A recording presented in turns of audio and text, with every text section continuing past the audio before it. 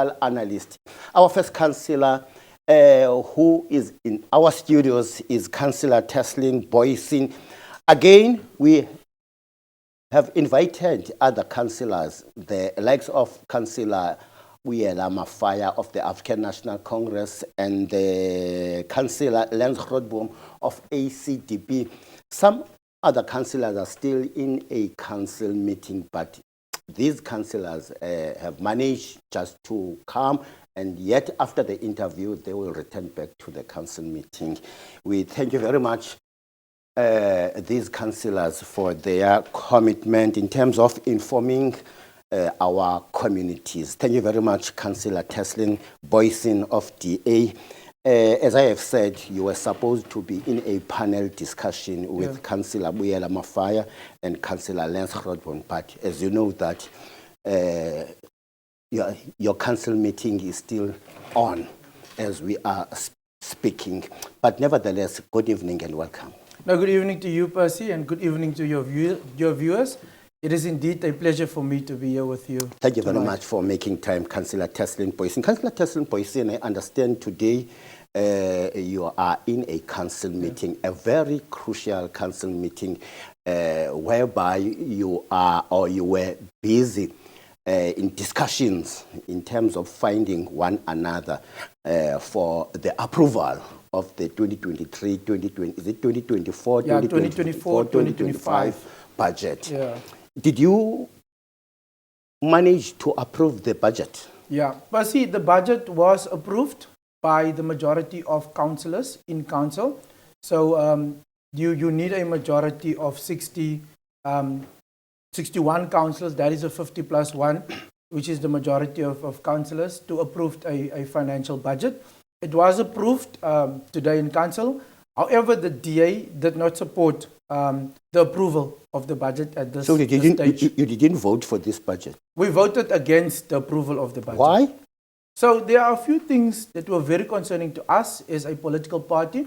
And one of those, Percy, is the fact that the IDP meetings, the Integrated Development Plan of the municipality, it is where your community goes out and they go and raise the issues with the municipality, with the officials, so that those issues can find expression in the budget. However, this time around, the issues that were raised by our communities were not captured in the IDP, and therefore they were not budgeted for. So the budget that will be before council today was basically a operational budget that was put together by our officials. Councillor Teslin Boysin, I think in your first council meeting, similar questions or concerns were raised even by the Deputy Executive Mayor. Is that so? That the report that was tabled before the council was incorrect. Yes. And then yes, you, in this council meeting, you were given an amended a report. Yes. Even now, you are still not prepared to support it. Yeah. So what happened, Percy, and it's correct what you're stating. So the previous council meeting that we had last week, we said that there should be a consultation with ward councillors, so that whatever the ward councillors are raising based on the input from the community should find expression within our budget. We had engagements yesterday still with the MMC of Finance, MMC Mafaya. The acting chief, the acting CFO was there, as well as many of the officials, Percy. But when we got to council today, those amendments were supposed to be tabled based on the input given by ward councillors yesterday. But what we found is that those amendments were not in the budget today. It was only issues like your top structures, rectification of houses, etc., that was moved. They call it from a budget 999, from 990 to 999. Those items were moved to the ward-based budgets, but the issues and the inputs from our ward councillors did not find expression within the budget. Hence, you are sitting with situations where ward councillors that are in very difficult wards that have serious service delivery issues only received 150,000 for the financial year of 2024. So that is your main 2025. concern. That is your main concern around the wrong reporting of the IDP reports. Yes. Is the issue of budget allocation for those particular wards. What other political parties, especially the oppositions, that did not vote for the budget? Percy, I think the Freedom Front also didn't support the Freedom budget. Front Plus. The Freedom Front Plus also didn't support the budget. They raised a number of issues. ICDP as well didn't support the budget. Those are the opposition parties that I'm aware of that were not in support of the budget. And they raised extensively the reasons why they were not supporting the budget. Issues such as your punitive charges. What about the AIM? Because AIM is also an opposition party. The one that is led by Councillor Jack. Yeah, I think I'm supported. Under correction, but I think I'm supported the budget today. Yes. So, from now on, what is going to happen? Yeah. So, Percy, I just want to mention this as well. There's another issue that is the punitive charges. You would remember that during the drought situation that Nelson Mandela experienced, there was a decision taken by council to up our tariffs and then charge our residents on tariff C, right? And those issues were relating to the drought. But now we have a situation in our metro where our dams are overflowing. There's plenty of water, and when we have, as a city, enough resources, water resources. However, the punitive charges are still not being dropped to tariff B and tariff A for our indigent households. So that is also, so you raised that. There's an issue that the DA Did tabled. you discuss about Yes. it? Did you discuss about it? The DA tabled that issue to say that these tariffs need to be reduced, because if you look at the situation, economic situation out in our communities, our people cannot afford these high and unaffordable tariffs, Percy. And those tariffs are basically to fund issues like your electricity losses that a municipality has been experiencing year on, your water losses. Instead of basically fixing the problems as a municipality, we are charging the residents, and they are the ones that are footing that bill, while we are supposed to allow our residents space and an opportunity to at least breathe during this difficult economic times. Councillor Teslin Boysen, we've got only 2 minutes before we wrap it up. I understand our executive mayor is in China together with the deputy executive mayor. Did they connect with the council virtually? Yeah. So, as Percy, we were promised. Yeah. So, Percy, firstly, we do not know what is our executive mayor and deputy mayor doing in China. So for us, was he part of the meeting virtually? yes, he was part of the meeting, but he connected virtually. But when councillors asked for the purpose of the mayor's trip, the speaker did not allow the response to come. So as councillors, the mayor was in the meeting, but we do not know what was the purpose of the mayor's trip to China. And this is the second trip, I think, in a space of 6 months. And our concern as councillors is the bill that must be foot by our residents. I think it's in the region of plus 300,000 this trip to China. So we do not know whether we'll receive value for money for the residents of Nelson Mandela Bay, as there's no explanation coming forth from the leadership in the metro. It's a pity we don't have enough time, Councillor Teslin Boysen, but thank you very much for giving us this interesting information about today's council meeting and about the whereabouts of the executive mayor and his contribution to the council meeting. Thank you very much. You can go back again to your council meeting. Thank you very much, Percy, for having me. Wonderful. It's been a pleasure. Wonderful. Let's go for a commercial ad break. After the ad break, Councillor Bill Harrington of Freedom Front Plus.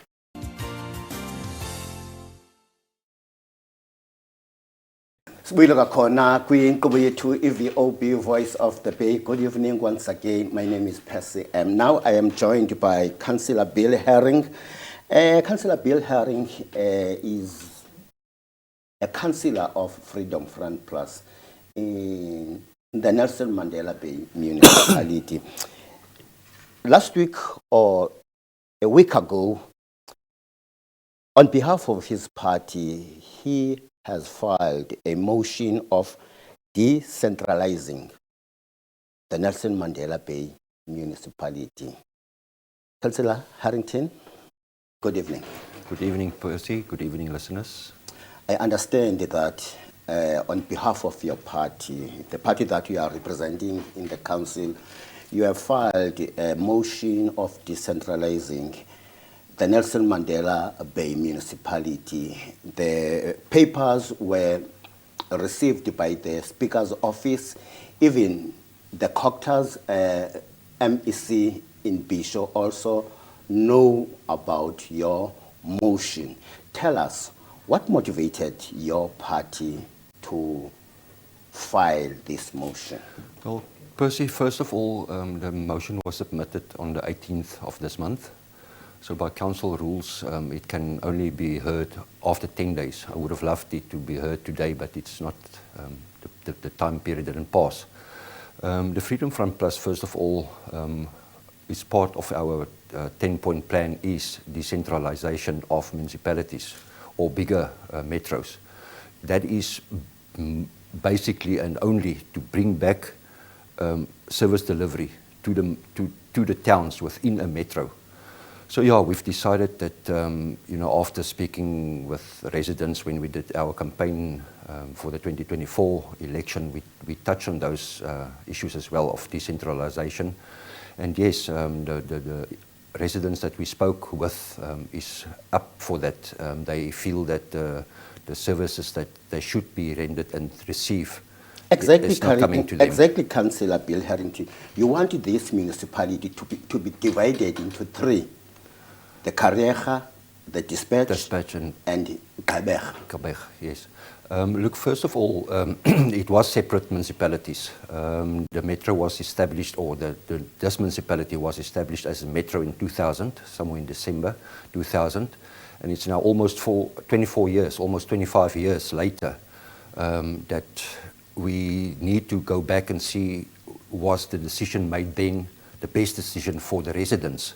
Because, I mean, if you go to towns like Uitenhage, really the town is in shambles. It's dirty, it's the running water in the streets, sewage is running down. You know, as I said previously as well, with another discussion from this town hall to the town hall of Uitenhage, it's 43 kilometers. Regardless of that, people from Dispatch and Uitenhage have to phone into the metro's line to lay complaints with service delivery issues, and it takes weeks, sometimes months before they get any services. So yeah, the Freedom Front Plus says if we cannot get the first prize for each town having their own municipality back again, we would like to see that sub-councils gets to those towns. Councillor Bill, this municipality consists of 60 wards. Correct, yes. How many wards that form only Dispatch?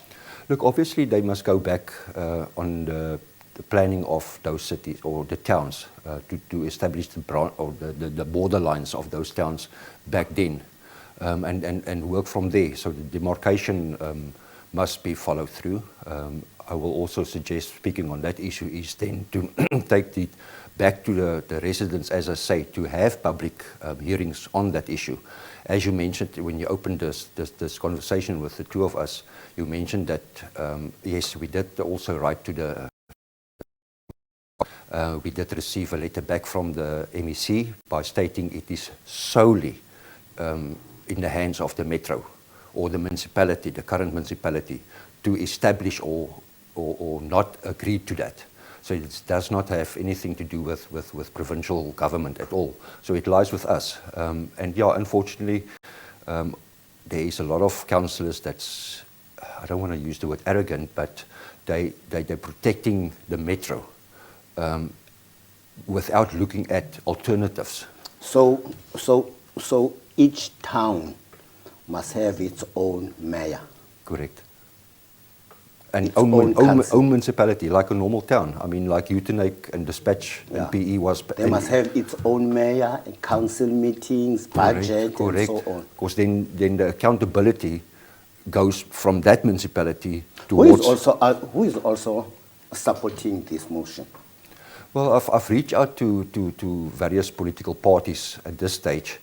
The only one closest to us which confirmed that they will not support the item because they would rather look or support the idea of sub-councils.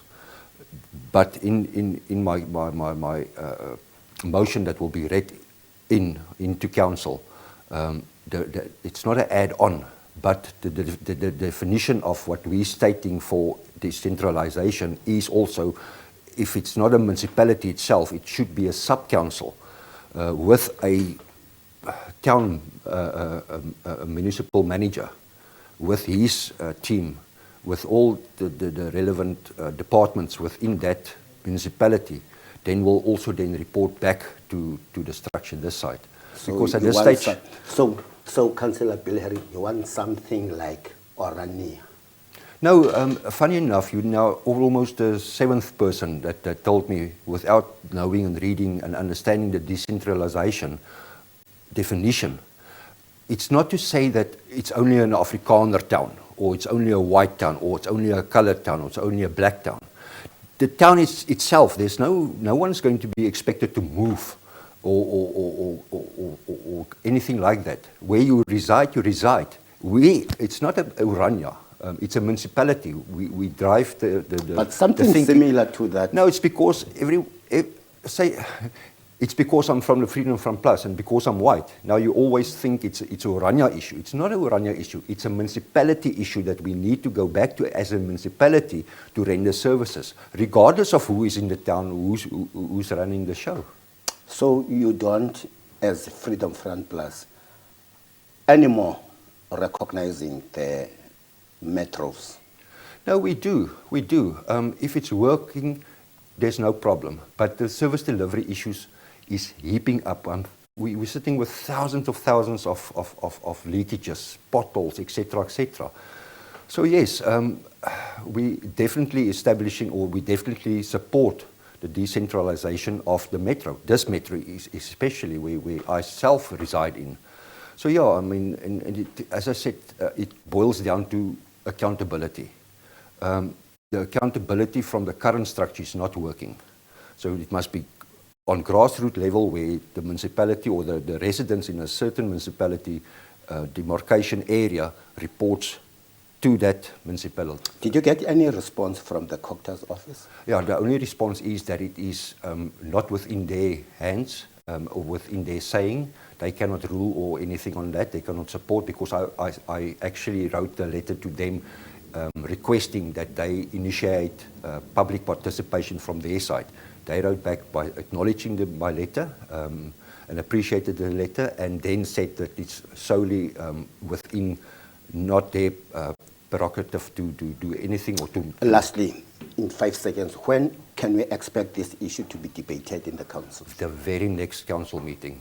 The very next council meeting. Thank you very much, Mr. Councillor Bill Harrington, for giving us this interesting explanation.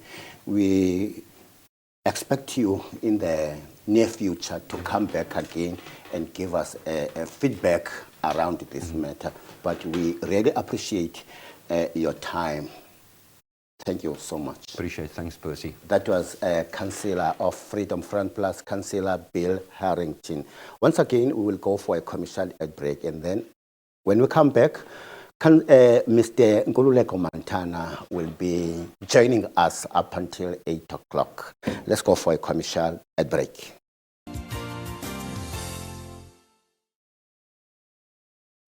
Sibuyiloka khona sinamkela kwinkqubo yethu VOB Voice of the Bay. This evening, we are also joined by our political analyst, Mr. Nkululeko Montana.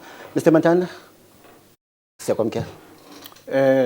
Manibulele butphesi ndibulise nakuba bukeli beMpuma Kapa TV. Your channel of choice. Just before we talk about a number of developments, just before the announcement of the cabinet by the president, I would like viewers to share with you the credentials of this gentleman, that is Mr. Nkululeko Montana. Mr. Nkululeko Montana is holding a number of credentials. He has a Bachelor of Administration in Politics and Public Administration from the University, University of Port Elizabeth. Now is Nelson Mandela Bay, is Nelson Mandela University. Again, he is holding honors on labor relations and human resources from Nelson Mandela University. Again, masters politics and public administration from the University of Birmingham in England. Is that so, sir? Yes. Lastly, he's also having philosophy of dialectics that he has obtained in Moscow, that is in Russia. Wow. Number of qualifications, Mr. Montana. Thank you very much. Oh, thank you, Professor. I must say thank you. We are proud of you, Pegas. Okay. Yes. Mr. Montana, the purpose for me to just inform our viewers about your credentials, seemingly we can use you on a number of topics and subjects, but there is a lot of content that you have. But we will see how we can utilize you in our VOB show, especially VOB show, because there are a number of things that we entertain in this show. But nevertheless, let's talk about the latest developments post-elections. Wow, Mr. Montana, things are not easy. Why things are so difficult post-elections? We were promised that GNU, that is the Government of National Unity, that's where political parties will work together. That's where unity will be promoted so that all political parties can work towards one goal, that is to serve and service the people of South Africa. But why do we find a lot of challenges around the cabinet positions? Why it is like that? You see, Percy, there is this saying that people change with times, but I will say people don't change with times, but they change when they understand their reality.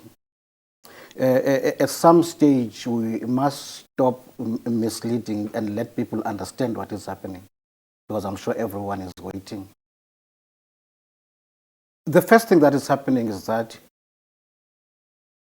before the election, you say people must register. I just want to keep a background before I answer your question. You say people must register, people register, you say they must vote, and they must vote for change. And people voted. And people voted.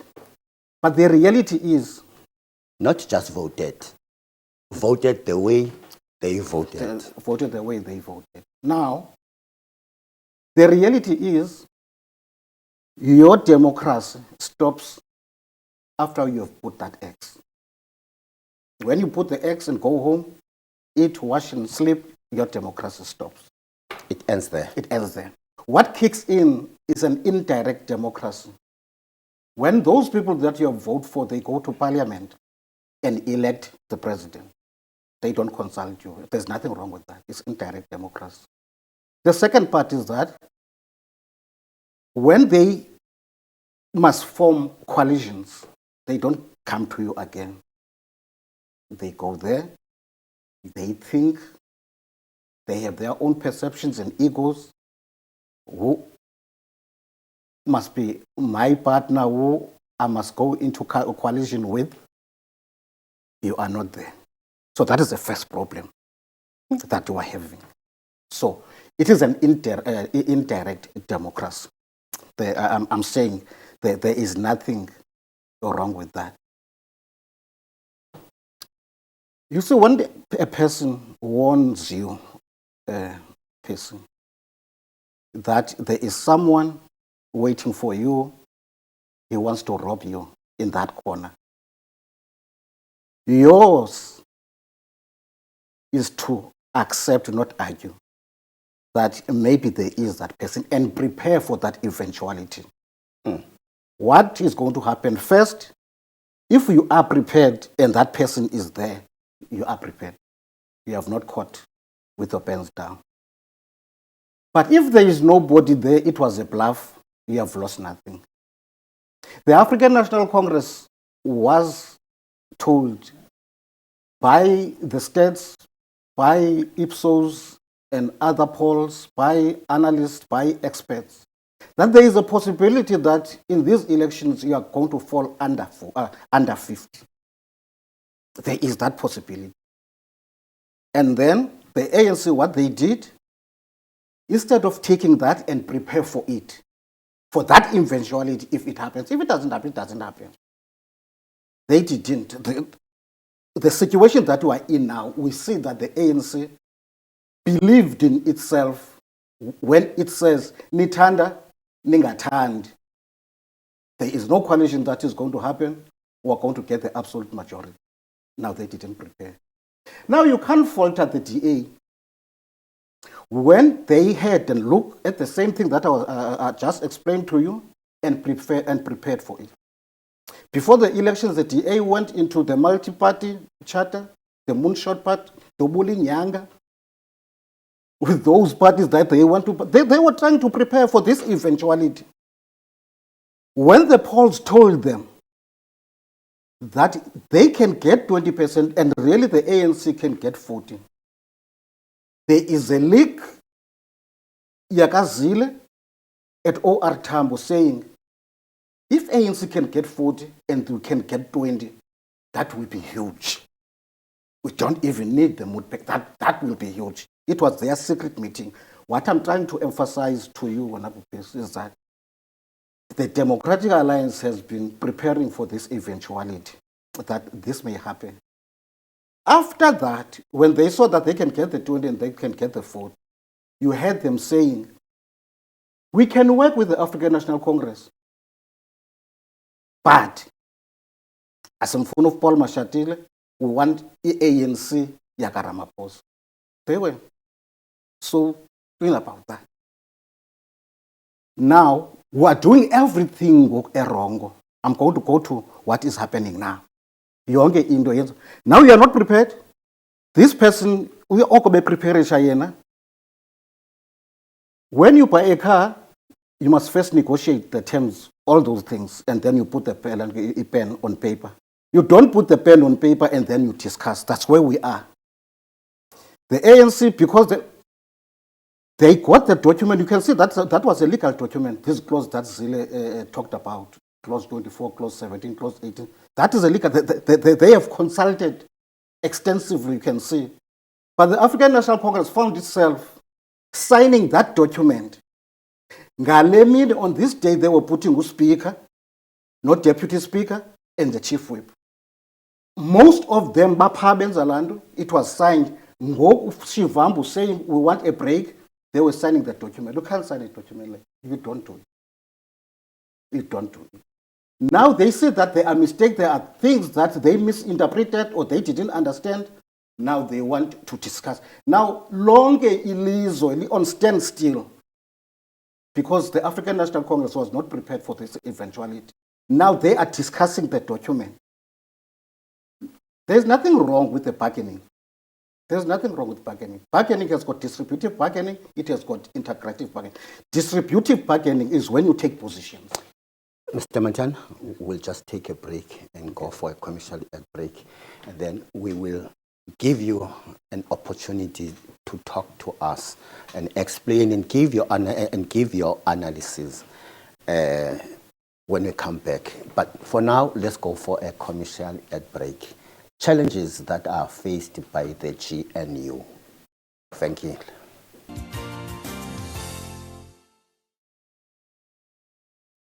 Nkosikokhona ngokuba kunye nathi kwinkqubo yethu iVOB Voice of the Bay. Good evening once again and welcome to your favorite talk show on channel 260, that is your VOB, with myself, Percy M. As I've said before, that we are with the political analyst, our Mr. Nkululeko Montana. Once again, siyakwamkela. Thank you, Professor. Let's continue. Yeah, let's continue. So I was saying, it's a pity that now the country is on pilot mode. They need to move fast. But at the same time, there's nothing wrong with bargaining. As I was saying, it was Zile's position and DA's position. What they are saying is their position. And then the integrative bargaining is win-win when they must compromise quickly so that the country can go forward. Now, in this, there are two phases. Where we are now, my worry, but this is the first phase, there are two phases. We are in the politics of power. Politics of power, what do I want? Power struggle. It's a power struggle. It's not a politics of service delivery. No, they may say that. Don't listen to them. I'm telling you, this is the first phase. It's a politics of power. This is what I want. This is what I want. This is not. I'm not going to give you this. I'm going to give you that. Now, if you can deadlock now, it's a worry because we are going to a second step, the politics of governance. The power that you are going to have, the second phase, you must use that power. You must exercise that power in delivering the services. All those that are going to be ministers and all that. Now, that's where policy issues will come. There is no department and no country that is run without policies. What the African National Congress was trying to run away from, in as much that we don't asnaba principles zitheni left, asna principles zise right. But the issue now in this phase, that when they agree in this phase of political power, then they are going to go into this politics of governance, where now there will be health with NHI, there will be international relations with the Palestine and the Ukraine. Whoever runs it, he must go there so that up push. Now that's a reality of what is happening. There's no government of national unity now. It's just a statement of intent. Reality will be on that phase. And this is the phase that will determine. We know the TA. We know they are liberals. They are neoliberals. They follow that. They are strict. But abantu that are fighting about the bush, and it's good that Msasaz, if ANC if 40% or even below 50, it's good because They are comfortable. No. That's when you start to see the reality. Had they got more than 50, we will still think that the ANC maybe is progressive or is revolutionary. Now, when these policies with those ministers, a question will be asked by us as citizens. Is there still something revolutionary about the African National Congress? Sorry for disturbing you, but I do have a question about the Democratic Alliance. Is the Democratic Alliance discussed with the ANC in good faith?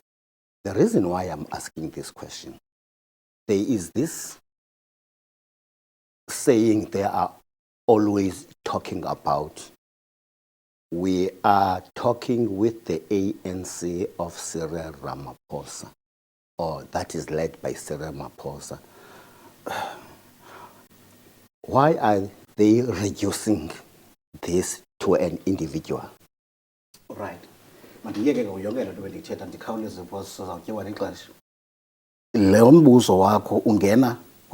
there any solution to the problem, the challenge? The first example I will say, with Ukraine and Russia, there is a solution. The only solution is a phone call to say, Zelensky, I don't want to be a member of NATO anymore. Then there's no war. Even clay problems in a solution. And the solution we connect There are two solutions here. It's for the ANC without any GNU, without any coalition, without anything, two roads.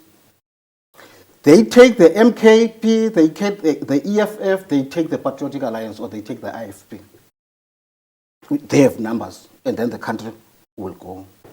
But with that first one, in like with the first one, you know, there's this guy, Rob Herzog, Upako Menel, no Oppenheimer, Gumlungu. Uyabuzwa kwenye news platform, they asked him,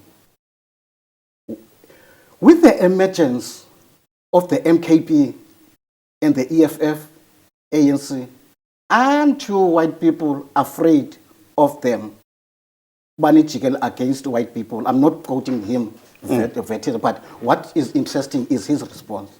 The response of Rob Herzog was, no, I'm not afraid of them, because I know the hatred of a black person towards one another surpasses the hatred of them towards us as white people. That's a situation that we're sitting with. We're sitting with egos that Umalema Mangabi, you're a minister of whatever, public, don't, it's an ego.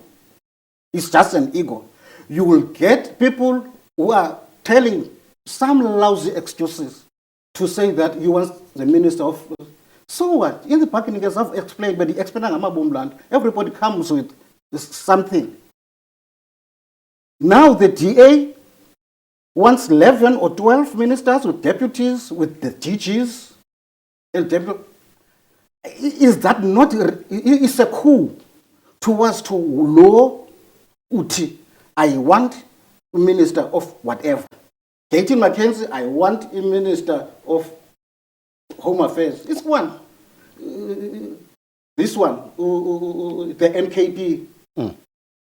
We don't want Ramaphosa, sacrifice of Ramaphosa, or amend the constitution. Now, they are crying.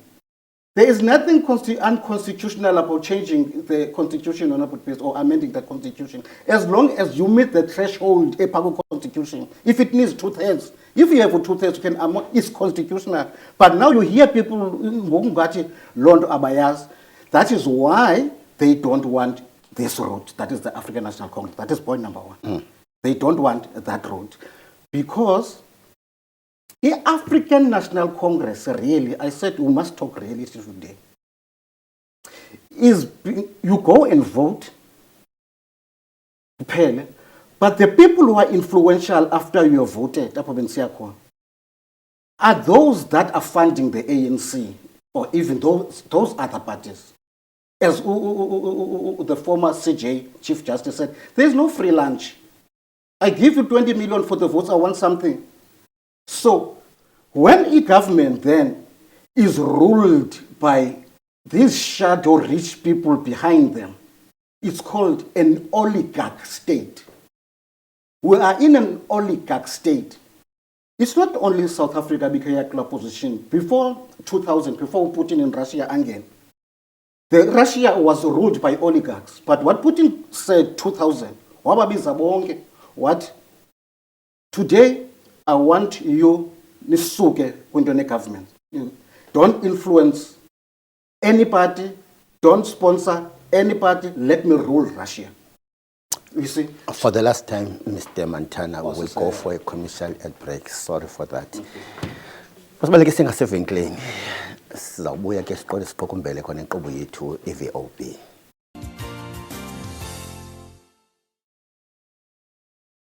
Sikwakhona ngokuba kunye nathi masambe siye kwintsimbi yesibhozo nomhlekazi Nkululeko Montana. Mhlekazi Montana?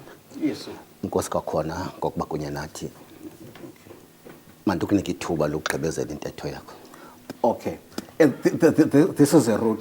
And then the second route is the route of the Democratic Alliance.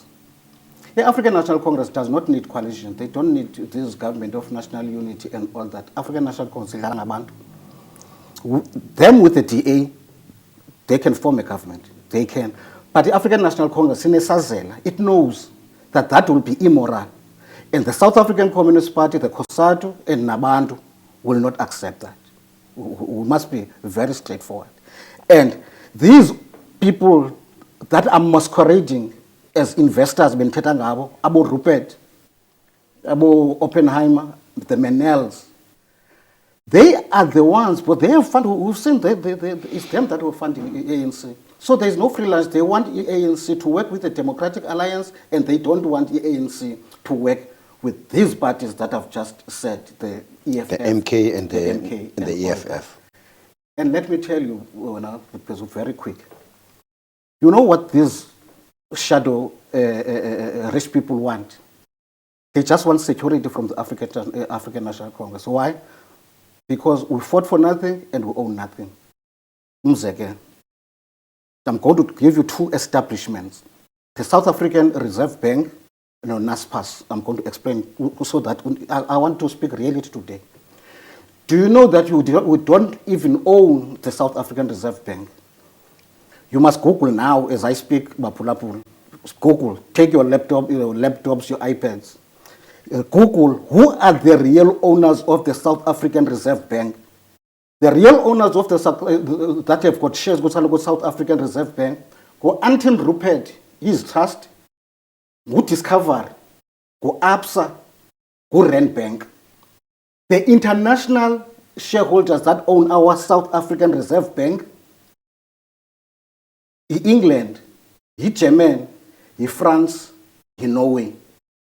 The rights of the company, the South African Reserve Bank, the rights yazo, the shareholders is owned by Switzerland or Switzerland. That's your South African Reserve Bank. Now these are the people that must give you a report rate. Mankaules, NASPAS.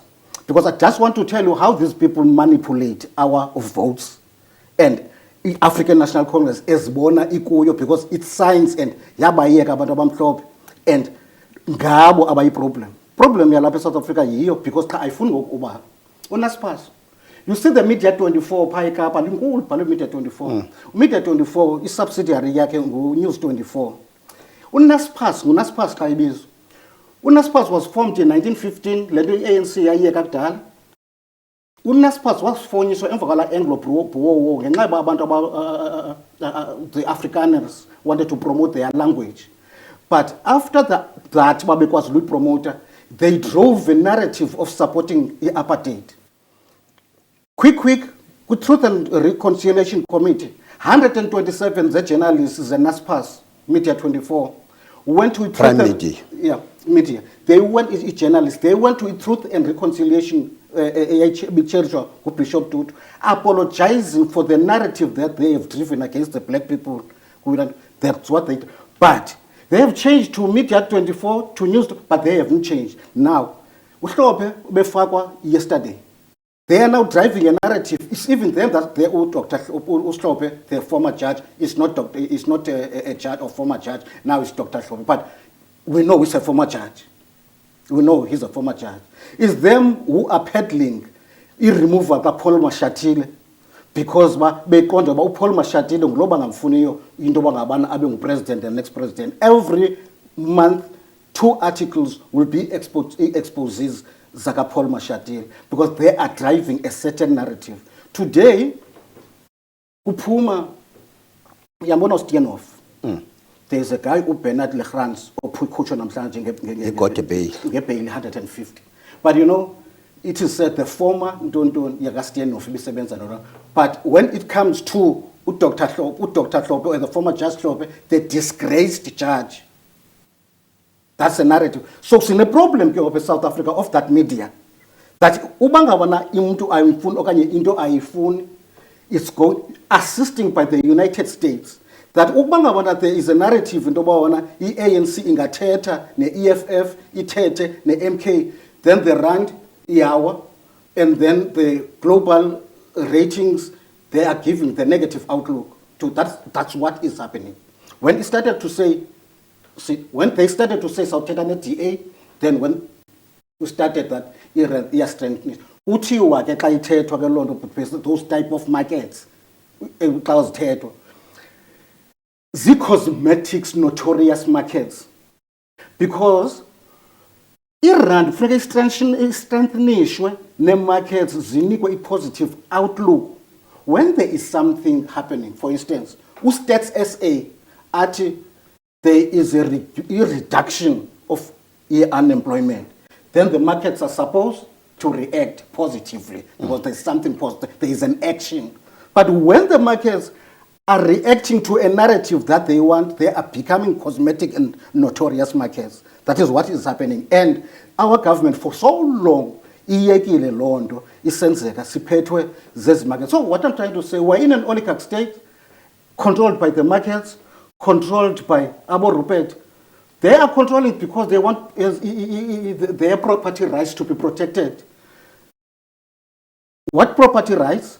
The Oppenheimer is the only private person that owns Fireblade or Tambo, a seventh star terminal in Lapa or Tambo is owned by the Oppenheimers. Is Fireblade Ikamalai. So these people, they must have, when they invest in these JSEs, they are quick the United States as illiberals, as by United States sends a doctor unipolar or the liberal hegemony. So iyayithatha ke ngoku izisa apha through the Democratic Alliance. It is called i-OVET. Is United States iba involved kwi-COVET. I-COVET into yoba ngabana ingene eLibya, ingene e-Iraq, ingene Iran, ingene eYemen, ingene eSyria. But the OVET is when they manipulate your votes through a political party to overthrow a democratic government. That's what the United States is doing today. Using Kenya, William Ruto, President of Kenya, and President Cyril Ramaphosa, walapha in South Africa, including the Nigerian President Tibutu, Ikwasa. They are being used by the United States.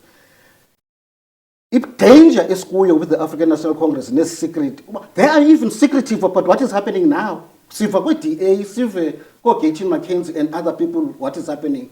They are not prepared to come and address the people that this country equal autopilot because this is a problem. When can we expect them to come publicly?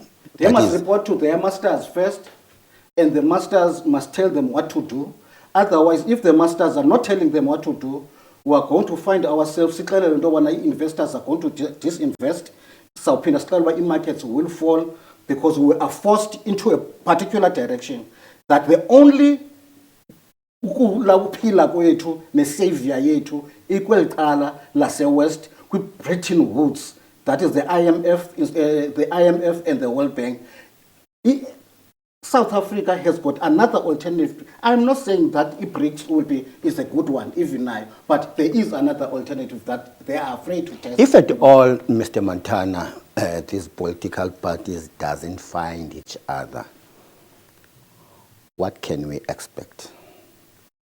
If at all, they don't find each other. They will find each other, please. They will find each other. I'm telling you. I told you last year, when you asked me, coalition ANC, I told you with the Democratic Alliance. Because I will tell you, even the Trevor Manuel, Notito, Vali Musa, and all that, currency ministers, when they retire, where do they go? Baya ko Sanlam, baya ko Old Mutual, baya ko mines, baya ko board of directors and all that.